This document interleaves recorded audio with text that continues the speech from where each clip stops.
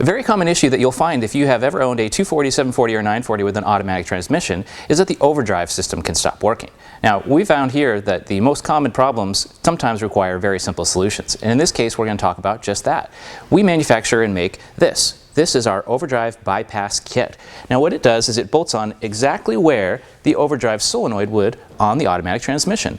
And the simple function is that instead of allowing the fluid to flow through the solenoid via the relay signal and the electrical wiring, that is a very common issue, it just allows the fluid to flow naturally. So the car will shift in and out of overdrive just as if it were shifting in and out of the next gear.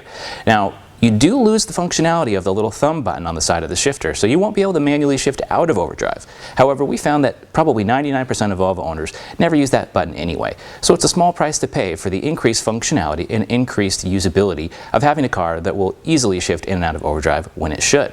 If you have questions on whether or not this is right for your car or how to install it, check out our website at ipdusa.com.